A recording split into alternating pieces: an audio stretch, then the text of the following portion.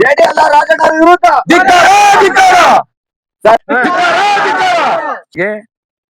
ಸರ್ಕಾರಿ ದಾಖಲೆ ಪ್ರಕಾರ ಮಾನ್ಯ ದಂಡಾಧಿಕಾರಿಗಳಲ್ಲಿರ್ತಕ್ಕಂಥ ದಾಖಲೆಯ ಪ್ರಕಾರ 8.5 ಅಡಿ ಕಾಲು ದಾರಿ ಇರ್ತಕ್ಕಂಥದ್ದು. ಈಗ ಎಷ್ಟು ಮಾಡಿದ್ದಾರೆ?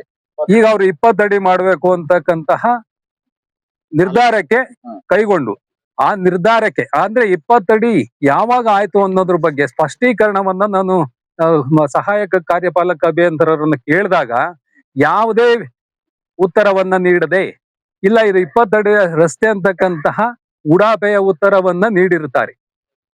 ಯಾವ ದಾಖಲೆ ಅಂದ್ರೆ ಈಗ 25 ಅಡಿ ರೋಡ್ ಮಾಡಿದಾರಲ್ವಾ, ಅದಕ್ಕೆ ಪೂರಕವಾಗಿ ದಾಖಲೆ ಮಾಡ್ಕೊಂಡು ಬಂದಿದಾರ? ಇಲ್ಲ, ಯಾವುದೇ ದಾಖಲೆ ಇಲ್ಲದೆ ಮಾಡಿರ್ತಾರೆ. ಮತ್ತೆ ಹಿಂದೆ ನೀವ್ ಹೇಳ್ತಿರೋದು 8 ಅಡಿ ಮಾತ್ರ, 8 ಅಡಿ 8.5 ಅಡಿನೇ, 8.5 ಅಡಿ. ಈ ಕಡೆ 4 ಅಡಿ, ಈ ಕಡೆ 4 ಹೌದು ಮಾತ್ರ ಇದೆ. ಹೌದೌದು. 25 ಅಡಿ ಮಾಡಿ. ಆಲ್ದೊಡ್ಡೇರಿ ಗ್ರಾಮ ಪಂಚಾಯತಿ ಮಾಜಿ ಸದಸ್ಯ. ಇಲ್ಲಿ ಆಲ್ದೊಡ್ಡೇರಿಯಿಂದ ಜೋಗಿಹಳ್ಳಿವರೆಗೂ ಒಂದು ರಸ್ತೆ ಇದೆ. ಇದು ಸರ್ಕಾರಿ ದಾಖಲೆ ಪ್ರಕಾರ 8.25 ಅಡಿ. ಅದನ್ನ ಹೊರತುಪಡಿಸಿ ರೈತರು ಪಕ್ಕದಲ್ಲಿ ತೆಂಗಿನ ಗಿಡಗಳನ್ನ ಇಟ್ಕೊಂಡಿದ್ರು. ರಾಮಚಂದ್ರಪ್ಪ ಅನ್ನೋರು ಸುಮಾರು ಸರಿ ಪೊಲೀಸ್ನವರ ಮುಖಾಂತರ, ಇಲಾಖೆ ಮುಖಾಂತರ ಸನ್ವಿ ಸ್ಟೀಲ್ ಕಾರ್ಖಾನೆಯವರು ಸಂಜಯ್ ಅನ್ನೋರು ತೀರಾ ದೌರ್ಜನ್ಯ ಮಾಡಿ ಈ ಜಮೀನ್ ಮಾಲೀಕನ್ನ ಒಂದ್ಸರಿ ಬೆಳಗಿನ ಜಾವ 5 ಗಂಟೆಗೆ ಏನೋ ತೆಂಗಿನ ಗಿಡ ಇಕ್ಸಕ್ಕಿನ್ನು ಮುಂದಾಗ ಬೆಳಗಿನ ಜಾವ 5 ಗಂಟೆಗೆನ ಸ್ಟೇಷನ್ಗೆ ಅರೆಸ್ಟ್ ಮಾಡ್ಕೊಂಡು ಹೋಗಿದ್ರು. ಯಾವ್ದೇ, ಯಾಕೆಂದ್ರೆ FIR ಆಗಿರ್ಲಿಲ್ಲ, ಮತ್ತೆ ಯಾವ್ದೇ ಡಾಕ್ಯುಮೆಂಟ್ ಇರ್ಲಿಲ್ಲ, ಏನೋ ಕಂಪ್ಲೇಂಟ್ ಇರ್ಲಿಲ್ಲ ಯಾವ್ದನು. ಅಂತ ಮೂಮೆಂಟ್ ಅಲ್ಲಿ ಬೆಳಗಿನ ಜಾವ 5 ಗಂಟೆಲಿ ಬಂದು ಕರ್ಕೊಂಡು ಹೋಗಿದ್ರು. ಅವಾಗ ನಾವೇನ್ ಮಾಡಿದ್ವಿ, ಇವತ್ತು ಯಾರೋ ಕಂಪ್ನಿಯವ್ರು ಬಂದ್ಬಿಟ್ಟು ASI ಕಳ್ಸಿದ್ರು, ಜೀಪ್ ಸಮೇತ ಬಂದಿದ್ರು. ನರಸಿಂಹಮೂರ್ತಿ ಅನ್ನೋರು ಇಲ್ಲಿ ನಂದಿಹಳ್ಳಿಯವರು, ಅವರು ಗ್ರಾಮ ಪಂಚಾಯತಿ ಮೆಂಬರ್. ಅವ್ರನ್ನೂ ಸಹ ಮನೆ ಹತ್ರ ಇದ್ದವ್ರನ್ನ ಎತ್ತಾಕೊಂಡು ಕರ್ಕೊಂಡು ಹೋಗಿದ್ರು, JCB ಸಮೇತ ಸ್ಟೇಷನ್ ಹತ್ರ ತಗೊಂಡೋಯ್ತು. ನಾವು ಅದನ್ನ ಸ್ಟೇಷನ್ ಹತ್ರ ಎಲ್ಲ ಇದೇ ತರ ಊರ್ನವರೆಲ್ಲ ಹೋಗಿ ವಾದ ಮಾಡಿದ್ವಿ. ನೀವು FIR ಇಲ್ದಲೆ, ತಹಶೀಲ್ದಾರ್ ಕಂಪ್ಲೇಂಟ್ ಇಲ್ದಲೆ, ಯಾವ ಆಧಾರದ ಮೇಲೆ ನೀವು ಪೊಲೀಸ್ನವರು ಏಕಾಏಕಿ ಹಿಂಗೆ ಅರೆಸ್ಟ್ ಮಾಡ್ಕೊಂಡು ಹೋಗಿದ್ದೀರಾ, ಯಾರು ತಪ್ಪು ಮಾಡಿದ್ದಾರೆ ಅಂತ ಹೇಳಿ ವಾದ ಮಾಡಿದ್ವಿ.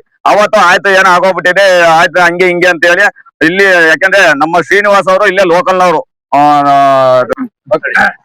ನನ್ನ ಹೆಸರು ಜಯಸಿಂಹ ಅಂತ ಹೇಳಿ, ಸಲುಪ್ರಳ್ಳಿ ಗ್ರಾಮದ ಒಬ್ಬ ರೈತ. ಇವತ್ತು ಬೆಳಿಗ್ಗೆಯಿಂದಲೂ ಕೂಡ ನಾವೆಲ್ಲ ಇಲ್ಲೇ ನೆರೆದಿದ್ದೀವಿ. ಯಾಕಪ್ಪ ಅಂದ್ರೆ ತಹಶೀಲ್ದಾರ್ ಆಫೀಸ್ ನಿಂದ ಒಂದು ನೋಟಿಸ್ ಬಂದಿತ್ತು. ಆ ನೋಟಿಸ್ಗೆ ಉತ್ತರ ಕೊಡ್ಬೇಕು ನಾವೆಲ್ಲ ರೈತರು ಅಂತ ಹೇಳಿ ಈ ಜಾಗದಲ್ಲಿ ಸೇರ್ಕೊಂಡಿದ್ವು. ಏನಿಲ್ಲ, ಕರೆಕ್ಟ್ ಆಗಿ ರೈತರು ಅವ್ರವ್ರ ಜಮೀನಲ್ಲಿ ಗಿಡಗಳನ್ನ ಇಟ್ಕೊಂಡಿದ್ದಾರೆ.